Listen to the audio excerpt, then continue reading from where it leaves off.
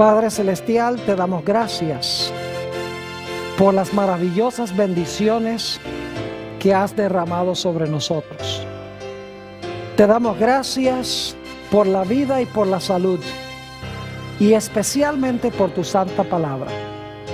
Pedimos, Señor, que al abrir tu santo libro, tu Espíritu Santo se manifieste en este lugar con poder. Que podamos comprender los 4 secretos de la verdadera riqueza. Te lo pedimos en el precioso nombre de tu Hijo, Cristo Jesús. Amén.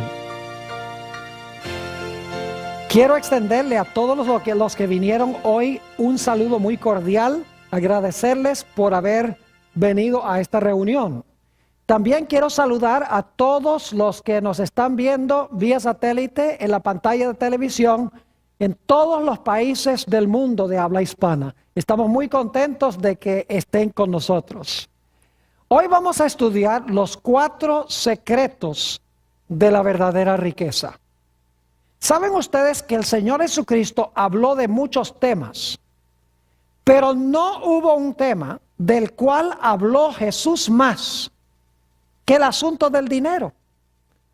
Jesús habló del amor, Jesús habló de la iglesia, Jesús habló de muchas cosas, pero habló más del dinero que de cualquier otro tema, porque Jesús sabía que el dinero es algo que puede causar nuestra perdición eterna o puede ser una bendición para nosotros y para la raza humana. En nuestro tema de hoy vamos a estudiar 4 principios de cómo administrar los bienes materiales que Dios nos ha concedido. Va a ser un tema muy metódico, muy sencillo, muy organizado. Lo que vamos a hacer es tomar cada uno de estos 4 principios y desmenuzarlo cuidadosamente. El primer principio que necesitamos recordar cuando hablamos de la administración de lo que Dios nos ha concedido en términos de bienes materiales es que Dios es el dueño de todas las cosas. Ahora, yo sé que nosotros tenemos la tendencia de decir, ¿cómo te gusta mi carro? O me compré mi casa, o tengo mucho dinero mío en el banco. Pero técnicamente hablando, la Biblia enseña que nada de lo que tenemos nos pertenece a nosotros. Todo lo que tenemos pertenece a Dios. El primer principio es que Dios es el dueño de todas las cosas. Si reconocemos eso, nuestra vida será tanto mejor. Vamos a leer algunos versículos de la Biblia que nos presentan este principio tan importante que Dios es el dueño de todas las cosas. Vamos a Génesis, el capítulo 1 y el versículo 1. Ni siquiera tenemos que buscar ese versículo, el primero de la Biblia. Dice allí, en el principio creó Dios los cielos y la tierra. Es decir, el creador de todas las cosas, según dice la Biblia, fue Dios. Y como Dios fue el creador, Él es el dueño absoluto de todo. Noten el Salmo 24 y el versículo 1, donde también se nos habla de Dios como el propietario de todas las cosas. Dice allí en el Salmo 24 y el versículo 1, de Jehová es la tierra y su plenitud, el mundo y los que en él habitan. Note que dice que de Jehová es la tierra y su plenitud. La palabra plenitud significa todo lo que está en la tierra. La tierra es de Dios y todo lo que está en la tierra pertenece a Dios. Inclusive los que habitan en el planeta Tierra, todos pertenecen a Dios. Noten el Salmo 95 y el versículo 5. Salmo 95 y el versículo 5 dice, hablando del mar, lo siguiente: suyo también el mar, pues Él lo hizo. ¿Por qué razón es el mar de Dios? ¿Por qué qué? Porque Él lo hizo y sus manos formaron la tierra seca. Es decir, el mar y la tierra seca pertenecen a Dios porque Dios hizo ambas cosas. Notemos también el Salmo 50 y los versículos 10 al 12. Salmo 50 y el versículo 10 hasta el versículo 12. Dice allí lo siguiente, hablando Dios: porque mía es toda bestia del bosque y los millares de animales en los collados. Conozco todas las aves de los montes, y todo lo que se mueve en los campos me pertenece. Si yo tuviese hambre, no te lo diría a ti, porque mío es el mundo y su plenitud. Los cielos son de Dios, la tierra es de Dios. La plenitud de lo que está en la tierra es de Dios. Las bestias son de Dios. Las aves son de Dios. Ahora, ¿qué diríamos del oro y la plata? Oh, también son de Dios. Noten el libro de Ageo, el capítulo 2 y el versículo 8. Ageo, el capítulo 2 y el versículo 8. Aquí está hablando Dios y fíjense lo que dice. Mía es la plata y mío es el oro, dice Jehová de los ejércitos. ¿De quién es el oro y la plata? El oro y la plata pertenecen a Dios. Ahora yo pregunto, ¿de quién es nuestro cuerpo? El cuerpo que tenemos nosotros, ¿a quién pertenece? La Biblia nos dice que nuestro cuerpo pertenece también a Dios. Noten 1 Corintios, el capítulo 6 y los versículos 19 y 20. 1 Corintios, el capítulo 6 y el versículo 19 y 20. Dice aquí el apóstol San Pablo: ¿o ignoráis que vuestro cuerpo es templo del Espíritu Santo, el cual está en vosotros, el cual tenéis de Dios, y que no sois vuestros? Porque habéis sido comprados por precio. Glorificad pues a Dios en vuestro cuerpo y en vuestro espíritu, los cuales son ¿de quién? Los cuales son de Dios. Nuestro cuerpo y nuestro espíritu pertenecen ¿a quién? Pertenecen a Dios. Fíjense qué interesante el panorama que estamos viendo. La tierra es de Dios, el cielo es de Dios, la plenitud de lo que está en la tierra es de Dios, las bestias son de Dios, los árboles son de Dios, el oro y la plata pertenecen a Dios, nuestro cuerpo pertenece a Dios y nuestro espíritu, que es nuestra mente, también pertenece a Dios. Hay muchos que dicen por ahí: bueno, este cuerpo yo puedo hacer lo que yo quiera con él, porque al fin y al cabo es mío. Especialmente aquellos, por ejemplo, que creen en el aborto, dicen: yo puedo hacer con mi cuerpo lo que yo quiera. En realidad, la Biblia enseña que nuestro cuerpo no es nuestro. Nuestro cuerpo pertenece a Dios. Ahora, el apóstol Pablo, en 1 Timoteo 6 y el versículo 7, expresa el mismo principio.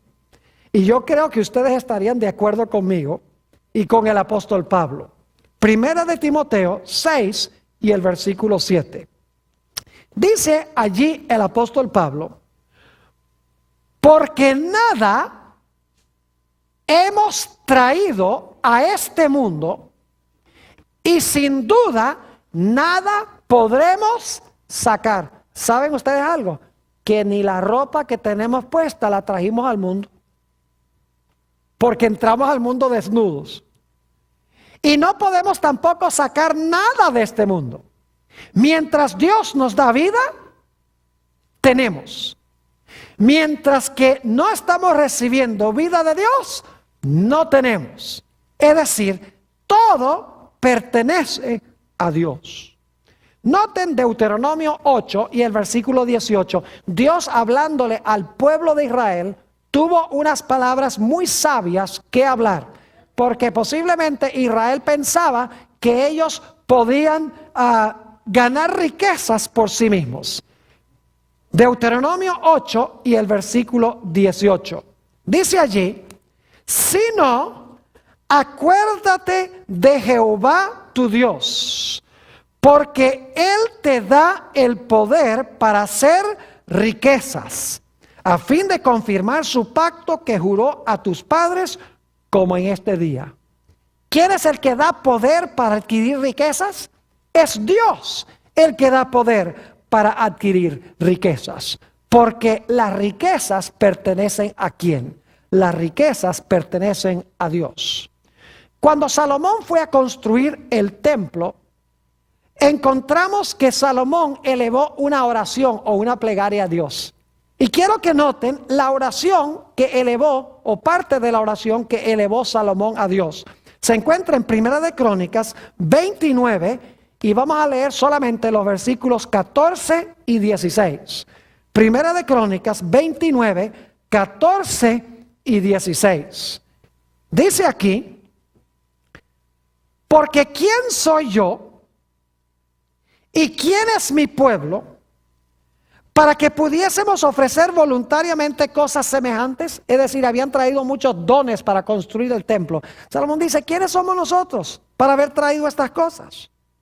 Pues todo es tuyo, dice Salomón en su oración, y de lo recibido de tu mano te damos, oh Jehová, Dios nuestro, toda esta abundancia que hemos preparado para edificar casa a tu santo nombre, de tu mano es, y todo es tuyo. Principio número 1. Dios es el dueño de todas las cosas. Todo lo que tenemos pertenece ¿a quién? A Dios. Principio número 2. Aunque Dios es el dueño de todas las cosas, Dios nos ha colocado a nosotros como sus mayordomos. Una mejor palabra sería que Dios nos ha colocado como sus administradores para administrar lo que le pertenece a Él. Ustedes saben que un individuo puede ser dueño de una empresa y puede nombrar a alguien para administrar la empresa. No significa que el administrador es el dueño.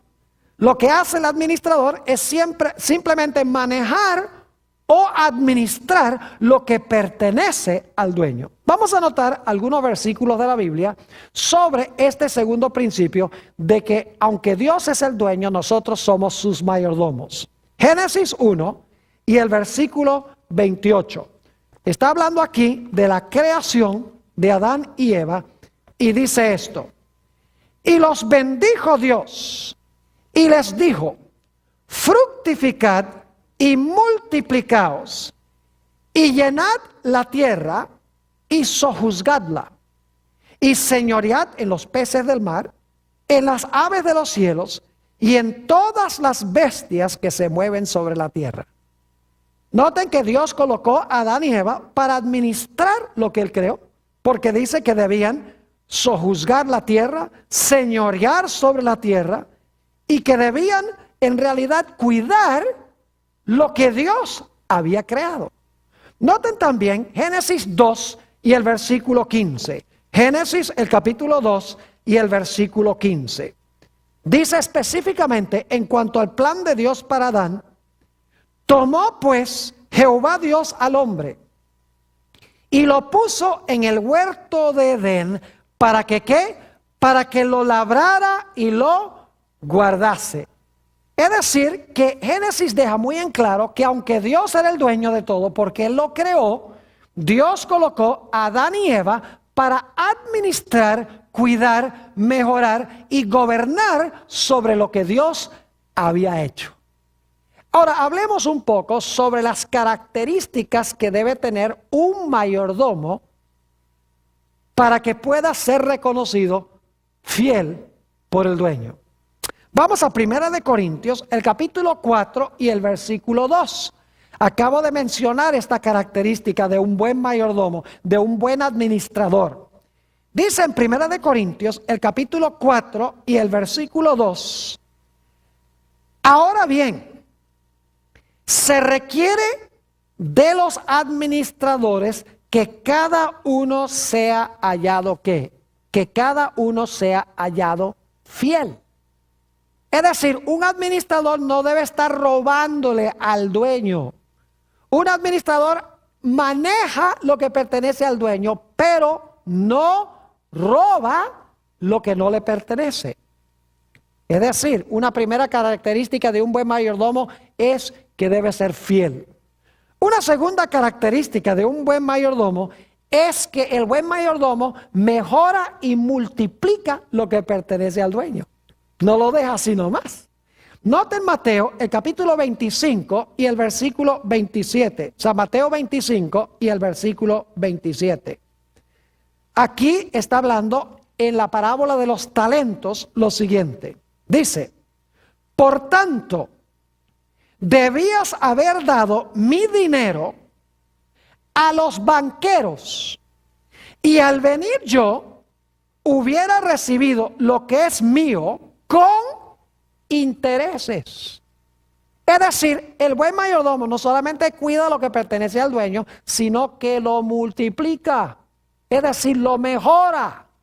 Es fiel y gana intereses a lo que el dueño, lo que es del dueño, en otras palabras. Ahora, otra característica de un mayordomo fiel es que un mayordomo fiel le rinde al dueño los frutos en el tiempo en que debe hacerlo. Es decir, las ganancias se las rinde al dueño cuando el dueño lo exige y lo pide. Noten Mateo 21 y el versículo 34. San Mateo, el capítulo 21 y el versículo 34. Esta es la famosa parábola de la viña. Y dice allí, y cuando se acercó el tiempo de los frutos, envió, está hablando de Dios, envió a sus siervos, a los labradores, para que recibiesen sus ¿qué? Sus frutos. Es decir, un mayordomo es fiel. En segundo lugar, un mayordomo multiplica lo que pertenece al dueño. En tercer lugar, un buen mayordomo le rinde al dueño lo que el dueño espera a su debido tiempo. Noten otra característica de un mayordomo fiel. Lucas 16 y el versículo 2. San Lucas 16 y el versículo 2. Algún día un mayordomo tiene que rendirle cuentas al dueño. Es decir, el dueño va a examinar los libros para ver si el mayordomo o el administrador llevó bien la contabilidad. Dice en Lucas 16, 2. Entonces le llamó y le dijo, ¿qué es esto que oigo acerca de ti? Da cuenta de tu mayordomía, porque ya no podrás ser más mayordomo. Es decir, un buen mayordomo, cuando el dueño dice, ríndeme cuentas, el buen mayordomo o el buen administrador le muestra los libros y se ve que llevó bien la contabilidad. Ahora, note lo que dice San Mateo 25 y el versículo 23. Todo mayordomo le encantaría escuchar estas palabras que habló Jesús. Dice en Mateo 25 y el versículo 23, su Señor le dijo, bien, buen siervo y fiel, sobre poco has sido fiel, sobre mucho te pondré, entra en el gozo de tu Señor. Y otro texto que está relacionado con esto es San Lucas 16:10, a donde dice Jesús, el que es fiel en lo muy poco, también en lo más es fiel. Y el que es en lo muy poco injusto, también en lo más es injusto. Es decir, que un mayordomo es fiel en las cosas más pequeñas. Y si lo hace, cuando tiene que rendirle cuentas al dueño, el dueño le va a dar mayores responsabilidades y mayores privilegios como su administrador.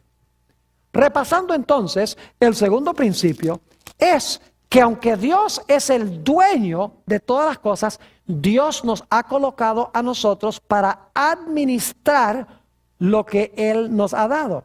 Lo podemos usar, lo podemos aprovechar, pero tenemos que aplicar estos principios. Y es que tenemos que ser fieles, tenemos que invertir lo que pertenece al dueño y multiplicarlo.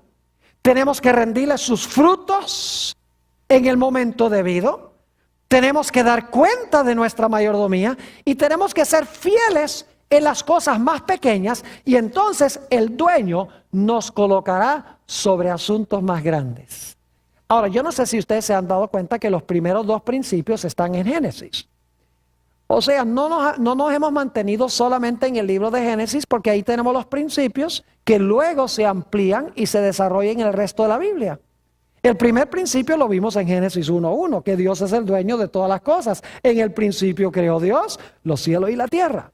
El segundo principio lo vimos en Génesis 2:15, donde Dios colocó a Adán para labrar y cuidar el huerto. Y también en Génesis 1:28, donde Dios mandó al hombre a sojuzgar la tierra, a cuidar la tierra, a administrarla. Es decir, estos principios están en Génesis y luego se desarrollan en el transcurso del resto de la Biblia. El tercer principio es también muy sencillo. El tercer principio es que aunque Dios es dueño de todas las cosas y nos ha dado la habilidad de administrar todo lo que pertenece a Él, en realidad hay algo que Dios se ha reservado exclusivamente para Él. Es decir, no nos da eso ni siquiera para administrarlo. Dios me dice, administra esto, pero hay una porción que yo me he reservado que no es para tú administrarla. Esa me la he reservado para mí. Yo no sé si ustedes recuerdan que hemos estudiado sobre el árbol de la ciencia del bien y del mal. Vamos a leerlo en Génesis, el capítulo 2, 16 y 17, porque aquí tenemos el principio, el tercer principio, de que Dios se ha reservado algo para sí que nosotros no podemos ni siquiera administrar. No nos lo ha dado para administrarlo nosotros. Se lo ha reservado para Él. Noten Génesis 2, 16 y 17. Dice, y mandó Jehová Dios al hombre diciendo, de todo árbol del huerto podrás comer, mas del árbol de la ciencia del bien y del mal no comerás, porque el día que de él comieres, ciertamente morirás. Yo pregunto, ¿todos los árboles del huerto pertenecían a Dios? ¿Todos? Claro que sí. Pero había un árbol que pertenecía especialmente a Dios. Claro que sí.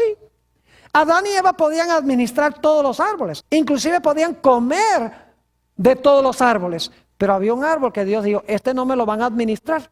Este no lo van a usar para ustedes. Este árbol yo me lo reservé exclusivamente para mí. Ahora yo pregunto, de nuestros recursos materiales, Dios nos ha dado una porción que le pertenece exclusivamente a Él y que nosotros no tenemos derecho ni siquiera de administrarlo. Claro que sí. ¿Cómo se llama? Se llama el diezmo, exactamente. Vamos a leer un poco en cuanto al diezmo en la Escritura. Fíjense que tenemos estos principios en Génesis, ¿verdad que sí? Dios creó los cielos y la tierra. Son de Él. Segundo, Dios colocó a Adán y Eva para administrar las cosas en la tierra, en el huerto. Tercer principio, aunque todo se lo dio Dios a Adán y Eva para que lo mejoraran y para que lo cuidaran, Dios se reservó un árbol para Él. Ahora, noten lo que dice en Levítico 27 y el versículo 30 sobre el asunto del diezmo.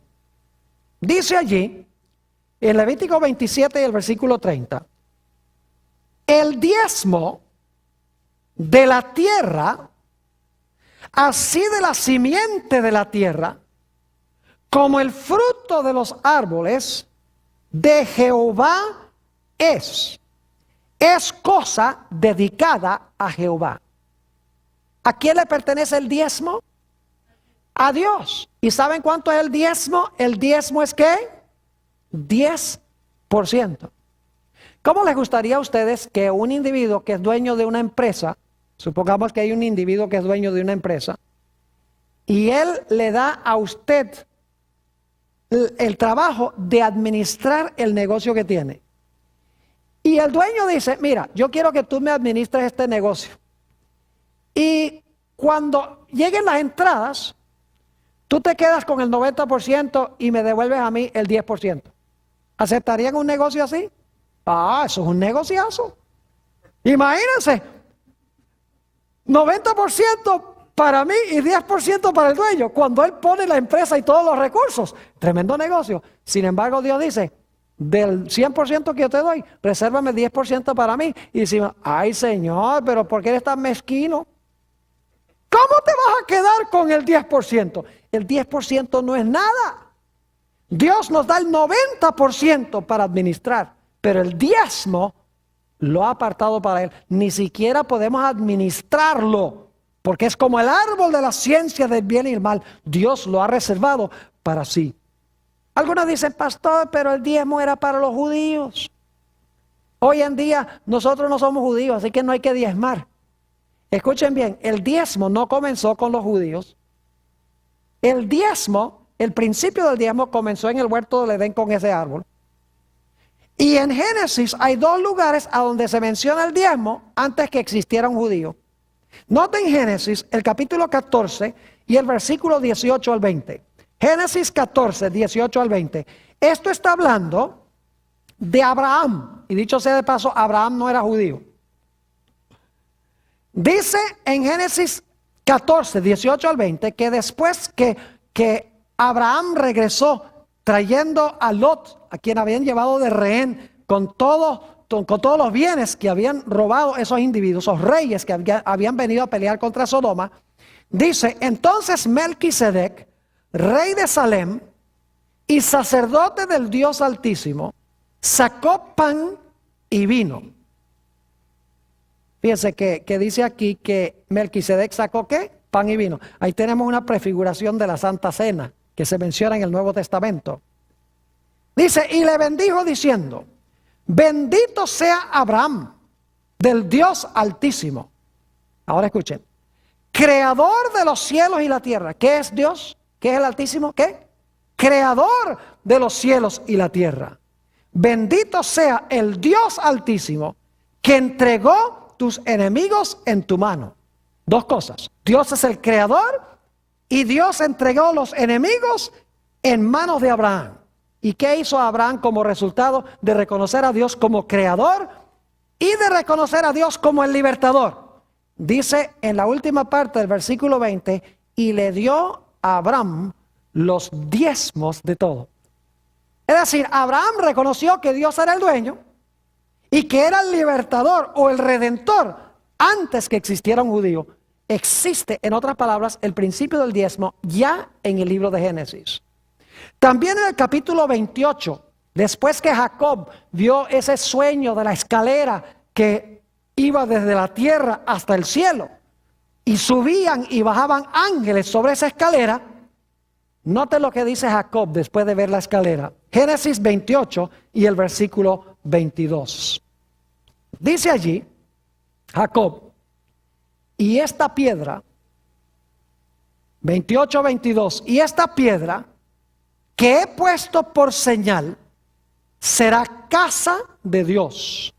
Y de todo lo que me dieres, el diezmo apartaré para ti. ¿Qué prometió Jacob? Devolverle a Dios, ¿qué cosa? El diezmo. Entonces el diezmo no comenzó con Moisés. El diezmo no comenzó con los judíos. Porque la Biblia nos dice que Abraham y Jacob ambos diezmaron. Y en Génesis el capítulo 2 tenemos en el árbol que Dios se reservó para sí ya el principio del diezmo. Es decir, aunque todo el dinero en realidad pertenece a Dios, Dios se ha reservado el 10% para él. Ahora, ¿para qué es que Dios mandó a la gente a devolver o a pagar el diezmo? Note lo que dice en Números 18, 20 y 21.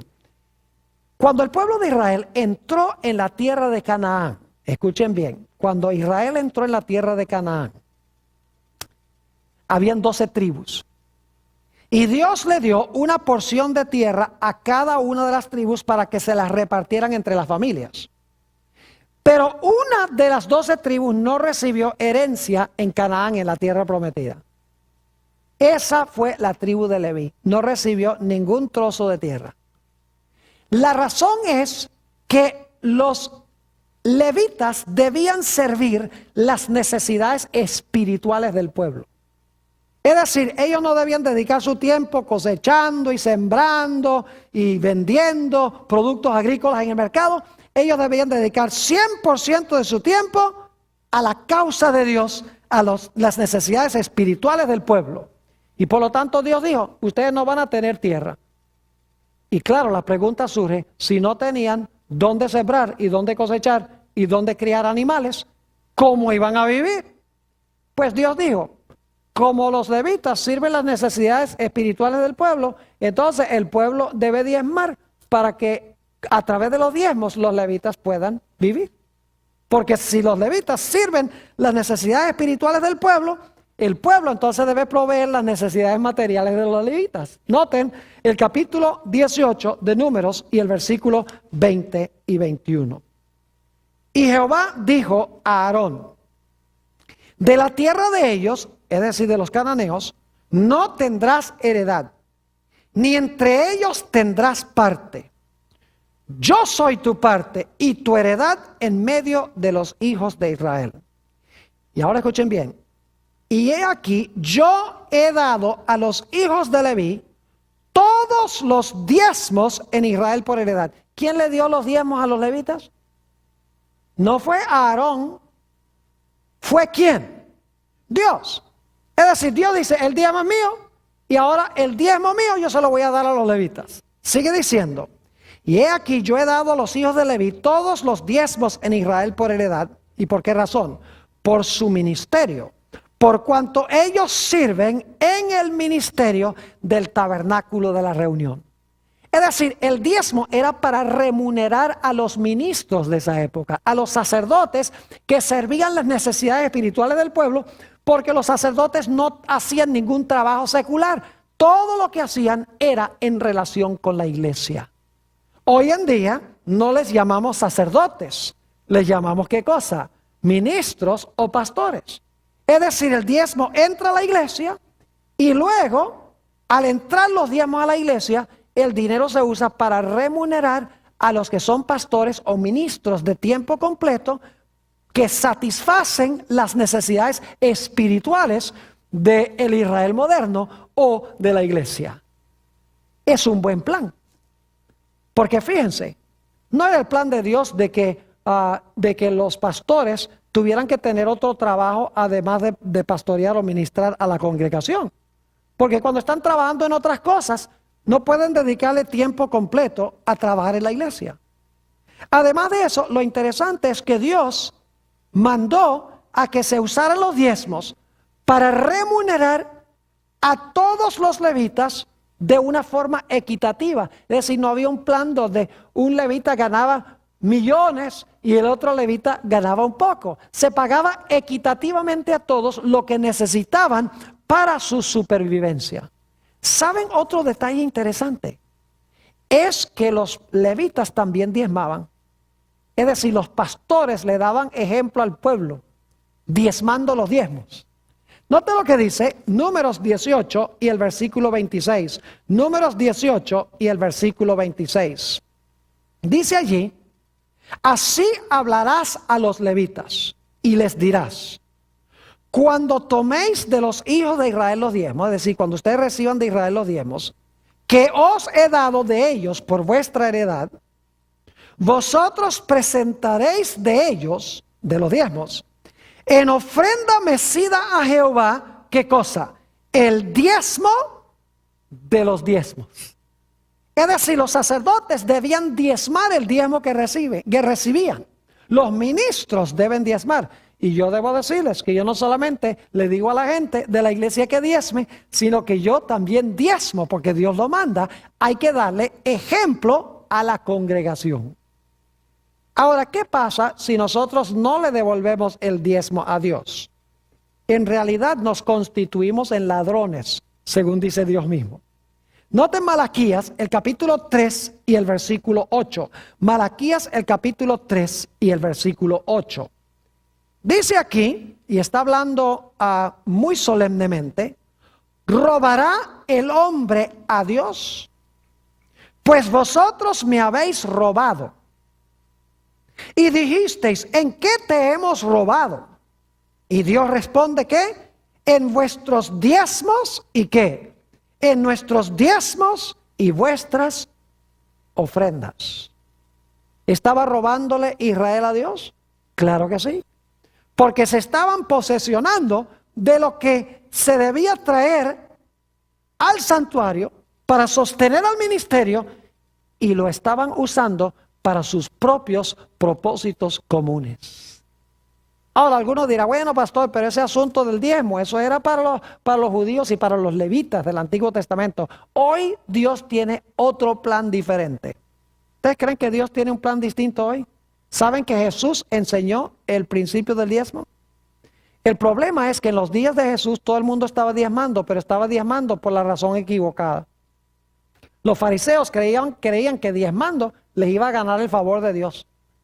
Así que Jesús no tuvo que decirles, diezmen, diezmen. No, porque ellos estaban diezmando. Lo que tuvo Jesús que hacer es corregir el motivo por el cual diezmaban.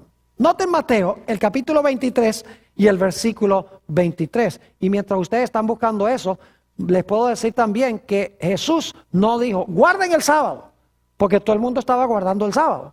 Lo que pasa es que lo estaban guardando mal. Lo estaban guardando como decían los fariseos, no como dice la Biblia. Así que Jesús corrigió la forma en que se guarda el sábado, pero no tuvo que dar ningún mandato de que la gente guardara el sábado, porque todo el mundo lo estaba guardando. Lo mismo el diezmo. Note Mateo 23 y el versículo 23. Jesús dice, ay de vosotros, escribas y fariseos hipócritas, porque diezmáis la menta y el eneldo y el comino, que son semillitas chiquitas. Imagínense, tenían 10 semillitas de comino y apartan 9 para mí y 1 para el Señor. Es decir, diezmaban estrictamente. Dice, y dejasteis lo más importante de la ley, la justicia, la misericordia y la fe. Esto era necesario hacer sin dejar de hacer aquello. Es decir, deben diezmar y deben tener la razón correcta o la motivación correcta para diezmar. Jesús dijo, es necesario tener ambas cosas. Ahora, hay un pasaje en el Nuevo Testamento que deja clarito el hecho de que el diezmo todavía hoy es el plan de Dios. En 1 Corintios 9, y voy a leer solamente los versículos 13 y 14, pero quiero contarles algo sobre el contexto. 1 Corintios 9, 7 al 14. Según parece, el apóstol San Pablo y algunos de sus colegas, los hermanos los estaban criticando porque en realidad la gente los sostenía de los diezmos. Y por lo tanto ahora el apóstol Pablo escribe a estas personas que estaban criticando a los ministros que eran pagos de los diezmos. Y el apóstol Pablo dice, ¿ustedes creen que un soldado cuando va a la guerra tiene que pagar sus propios gastos? ¿Ustedes creen que los soldados que están en Irak tienen que pagar su propio uniforme, su propia comida, su propia vivienda, todo? No. Él dice, si un soldado va a pelear en la guerra, es justo que se le pague. Dice, una persona que siembra una viña, es justo que coma de la viña. Dice, un individuo que cuide un rebaño, es justo que beba la leche del rebaño. Y dice, inclusive cita un versículo del Antiguo Testamento donde dice, no pondrás un bozal sobre el buey. Y la razón por la cual eso está en Deuteronomio es porque los bueyes trillaban el grano. Y si se les ponía un bozal, no podían comer de lo que estaban trillando. Y por lo tanto, ese texto lo puso Dios para decir, mire, el buey que trabaja es digno de su salario, es digno de que coma. Y el apóstol Pablo está diciendo, si un individuo trabaja en el ministerio, es justo que también viva del ministerio. Note los versículos 13 y 14 de 1 Corintios, el capítulo 9. Dice aquí el apóstol San Pablo, ¿no sabéis que los que trabajan en las cosas sagradas comen del templo? ¿Quiénes trabajaban en las cosas sagradas? Los sacerdotes, ¿verdad que sí?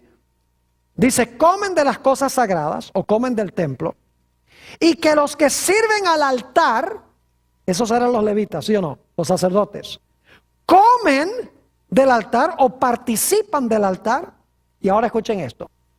Así también, es decir, de la misma manera, como allá los que servían en el templo y en el altar comían de las cosas del altar y del templo, dice el apóstol Pablo, así también sugirió al Señor. ¿Eso es lo que dice? ¿Sugirió al Señor? No. Así también recomendó el Señor. No. Dice, así también ordenó el Señor a los que anuncian el evangelio que vivan del evangelio. Al igual dice él que los que servían el altar y los que servían en el templo vivían de los diezmos que la gente traía al alfolí. De la misma manera, hoy ordenó Dios que los que anuncian el evangelio, los que proveen las necesidades espirituales de la iglesia, es necesario que vivan del evangelio, es decir, que vivan de los diezmos. Y saben que cuando la gente diezma es una inversión. Porque cuando ustedes meten el dinero del diezmo en el plato de la ofrenda, el resultado es que el pastor va a servir sus necesidades espirituales. Es decir, ustedes lo que están haciendo es invirtiendo para que el pastor tiempo completo pueda hacer bautismos, pueda tener campañas evangelísticas, pueda predicar los sábados, pueda visitarlos cuando están enfermos, puedan ir al hospital, etcétera. Es decir, el diezmo es una inversión que nos regresa a nosotros en los servicios del ministro. Es decir, que hasta ahora hemos estudiado 3 principios. Número 1, Dios es el dueño de todo. Número 2, nos ha colocado sobre sus posesiones como administradores. Principio número 3, se ha reservado una porción que nosotros ni siquiera debemos administrar. Y quiero decirles, nosotros no pagamos el salario del pastor. El salario del pastor lo paga Dios. Porque el diezmo es de Dios, así que no se crean de mucho. Y diga, yo pago el salario de mi pastor. No, señor, porque ese dinero no es de ustedes para pagarle al pastor. Ustedes sencillamente lo traen a la iglesia y Dios le paga al pastor. ¿Me están entendiendo lo que estoy diciendo? Ahora, el principio número 4, muy sencillo. El principio número 4 es que si nosotros respetamos la porción que Dios se ha reservado, el resultado va a ser bendición. Si nosotros irrespetamos la porción que pertenece a Dios, vamos a traer sobre nosotros una maldición. ¿Saben ustedes que en el libro de Génesis nos dice que Dios bendijo todo lo que Él creó? Noten Génesis 1:28, lo voy a leer rápidamente. Dice, y los bendijo Dios, y les dijo, fructificad y multiplicaos, llenad la tierra y sojuzgadla, y señoread de los peces del mar, y en las aves de los cielos, y en todas las bestias que se mueven sobre la tierra. Dios bendijo todo lo que creó. Pero luego en Génesis, el capítulo 3, dice que Adán y Eva pecaron. ¿Y saben cuál fue el pecado de ellos? Se agarraron lo que Dios había reservado para él. Podríamos decir que se agarraron el diezmo de Dios para usarlo para ellos. Es decir, no respetaron la porción de Dios. Y como resultado, ¿qué vino al mundo? Ustedes pueden leer en Génesis, solo les doy las referencias, Génesis 3:14, Génesis 3:17 y Génesis 4:11. Nos dice que la serpiente fue maldita, la tierra fue maldita y cayó una maldición sobre Caín. Es decir, cuando tomaron la porción que pertenecía a Dios, como resultado vino ¿qué cosa? La maldición. No es que Dios dice, si tú no me devuelves el diezmo, te maldigo. No. Cuando usamos la porción que pertenece a Dios, nosotros traemos sobre nosotros mismos una maldición. Note lo que dice Malaquías 3 y los versículos 9 y 10. Malaquías 3 y el versículo 9 y el versículo 10. Este es el pasaje famoso sobre el diezmo en la Escritura. Dice aquí Dios, malditos sois con maldición, porque vosotros, la nación toda, me habéis robado. ¿Por qué es que vino la maldición? Porque la nación había ¿qué? Robado a Dios.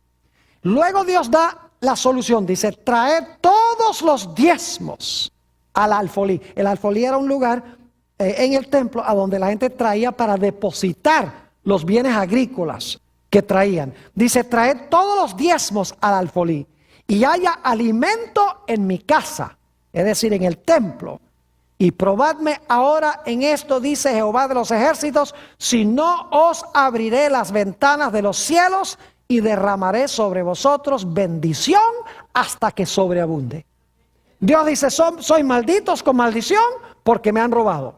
Dice, pero si ustedes respetan mi porción, les voy a derramar una bendición que no van a tener suficiente espacio para recibir las bendiciones que yo les voy a derramar. Es una promesa de Dios. Hallamos ilustraciones de esto en la Sagrada Escritura. Tenemos, por ejemplo, la historia de Elías. No había llovido por 3 años. Dios mandó a Elías a ir a un pueblo, al pueblo de Sarepta, y Dios le dijo, allá te vas a encontrar con una viudita. Y ustedes pueden leer esto en Primera de Reyes 17, solamente les estoy contando la historia. Llega Elías allá al pueblo y cuando está entrando al pueblo encuentra a esta viejita, viuda, recogiendo unos pocos pedacitos de leña. Y entonces Elías le dice, mira, búscame un vaso de agua. Y la agua era un lujo, porque no había llovido en 3 años. Así que la viudita dice, está bien. Y cuando está yendo para buscar el agua, le dice a Elías, Elías es el ministro de Dios, porque es el profeta. Le dice a Elías, ¿y no tienes algo de comer? Y la viudita dice, lo único que tengo es un poquito de harina y un poquito de aceite, y voy a hacer unos pocos panecitos, y luego mi hijo y yo nos vamos a morir. Y ahora imagínense qué egoísta ese profeta. El profeta le dice a la viuda, mira, ve y hace los pancitos. Dice, pero tráeme a mí un pancito primero. Óyeme, robándole a las viudas. El ministro de Dios. Pero luego le dijo a Elías, a la viudita, le dijo, mira, si tú haces lo que yo te digo, si tú me traes el pequeño pan primero al ministro de Dios, te aseguro que no va a escasear la harina ni el aceite hasta que llueva de nuevo en la tierra. Ahora la viuda tenía que decidir, ¿me muero con la barriga llena? ¿O me arriesgo a ver si de pronto lo que el profeta dice es la verdad? Ella fue y le hizo la pequeña torta a Elías primero. Y saben que la Biblia dice que no escaseó ni el aceite ni la harina hasta que volvió a llover sobre la tierra. Sacaba aceite y sacaba harina, todos los días sacaba y no se acababa. Por 6 meses esos barriles produjeron harina y aceite. Ella nunca hubiera sabido si Dios estaba hablando en serio, al menos que lo hubiera probado. Por eso dice, probadme ahora en esto. Hay gente que dice, ay pastor, pero a mí no me alcanza el dinero para diezmar. ¿Saben algo? Yo les doy una fórmula donde siempre les alcanza el dinero para diezmar. Y es, denlo primero. Si lo devuelven primero, siempre les va a alcanzar el dinero para diezmar. Y fíjense que cuando Dios nos pide que diezmemos, Dios promete que nos va a suplir todo lo que nosotros necesitamos para nuestra vida. Junto con lo que nos pide, promete una gran bendición. También hallamos estos 4 principios ilustrados en la historia de José. Ustedes saben que Potifar era el dueño, ¿verdad? José fue a parar en la casa de este hombre, Potifar, hombre grande allá en Egipto. Y nos dice la Biblia que aunque Potifar era el dueño, José era ¿qué cosa? Era el mayordomo. Y era un buen mayordomo. Porque cuidaba lo del dueño, lo invertía, lo multiplicaba. Mejor dicho, Potifar confiaba tanto en José que lo único que sabía era cuando le ponían la comida en la mesa. Ni se preocupaba por lo que tenía o lo que no tuviera. Pero había algo que Potifar se reservaba solamente para sí, su esposa. Y ahí era que se iba a probar la mayordomía de José. Podía administrar todo, pero la esposa era de Potifar. Y José escogió respetar lo que Potifar se había reservado para sí. Y alguno dice, sí, pero fíjese, respetó lo que le pertenecía a Potifar y allá fue a parar a la cárcel. ¿Acaso la Biblia dice que cuando respetamos, cuando somos buenos mayordomos, que viene bendición? Pero es que a veces las bendiciones no vienen inmediatamente. A veces las bendiciones se demoran. José fue a parar a la cárcel, eso es verdad. Pero para hacer una larga historia corta, al final, como resultado de ir a la cárcel, Conoció al copero de Faraón, llegó a ser el primer ministro de Egipto y llegó a librar a su familia de morir de hambre. Dios ciertamente lo bendijo. No crean que Dios inmediatamente que empiecen a diezmar les va a llover billetes del cielo. No, a veces se demora, pero Dios promete que no nos va a faltar. Leamos algunos versículos para concluir sobre estos principios. ¿Te entienden los principios? Sencillitos. Dios es el dueño de todo. Nosotros somos sus administradores. Dios se ha reservado una porción que es exclusivamente para Él. Si respetamos esa porción, bendición. Si irrespetamos esa porción, maldición. Así de sencillo es. Ahora, escuchen bien lo que dice Hechos 20:35. Porque uno de los mayores problemas que tiene el hombre es que el hombre es egoísta por naturaleza. Le gusta acaparar, le gusta guardar, le gusta ahorrar, no le gusta dar. Dice el apóstol San Pablo en Hechos 20:35. En todo os he enseñado que trabajando así se debe ayudar a los necesitados y recordar las palabras del Señor Jesús que dijo: más bienaventurada cosa es dar que recibir. Más bienaventurada cosa es dar que recibir. ¿Te recuerda la historia de Zaqueo? Cuando Zaqueo se convirtió al Señor, inmediatamente cambió la forma como administraba su dinero. Antes era egoísta y era ladrón, porque cobraba impuestos y cobraba más de la cuenta. Pero cuando se entregó a Jesús, públicamente llega Zaqueo y dice: ahora yo anuncio que la mitad de mis bienes van para los pobres. Y dice, y algunos dicen: ¿y por qué nada más la mitad? ¿Por qué no todo? Por la segunda parte de lo que dijo. Dijo: y si en alguien he defraudado, le voy a pagar 4 veces más de lo que le defraudé. La otra mitad la necesitaba para pagarle a todos los que había defraudado. Es decir, cuando se convirtió a Jesús, su forma de mirar el dinero, cambió. Ustedes recuerdan la historia de la viudita. Esa se encuentra en San Marcos, el capítulo 12. Jesús está parado con los discípulos. Llega una viudita ahí, pobrecita, con 2 blancas, con 2 moneditas. Y ustedes pueden leer ahí, los magnates, los importantes venían y traían sus manos llenas de monedas y las echaban ahí. Y todo el mundo, mire cuánto echó ese. Y llega la viudita en medio de todos esos, y ahí, sin que se fijara nadie, mete las 2 blancas. Y dice ahí en San Marcos el capítulo 12, Jesús dice: miren, le dice a los discípulos, esa viudita dio más que todos los demás, porque ellos dieron de lo que les sobraba, pero ella dio todo lo que tenía. ¿Saben ustedes que nuestra generosidad no se mide por lo que damos, sino por lo que nos queda después que damos? No registró eso, ¿verdad? El sacrificio no se mide por lo que damos, sino por lo que nos queda después que hemos dado. Si damos y nos queda un montón, no hemos hecho ningún sacrificio. Lo que hizo que la viuda hubiera dado más es que cuando ella dio, no le quedó nada. Eso es sacrificio de verdad. Note lo que dice el apóstol Pablo, 1 Timoteo 6 y el versículo 9 y 10. El dinero es un peligro grandísimo, queridos hermanos y amigos. Es un peligro. Puede traer mucha bendición al mundo, pero también representa un peligro para nosotros. 1 Timoteo 6, 9 y 10. Dice: porque los que quieren enriquecerse caen en tentación y lazo, y en muchas codicias necias y dañosas, que hunden a los hombres en destrucción y perdición. Porque la raíz de todos los males es el amor al dinero, el cual, codiciando algunos, se extraviaron de la fe y fueron traspasados de muchos dolores. Con razón el Señor Jesucristo habló tanto del dinero. Para concluir, quiero decirles que en el mar, que allá en la tierra de Israel hay 2 mares. El mar de Galilea y el mar Muerto. El mar de Galilea, ustedes van y encuentran que está lleno de vida, lleno de peces, aves a sus alrededores, mucho verdor, árboles, pasto verde.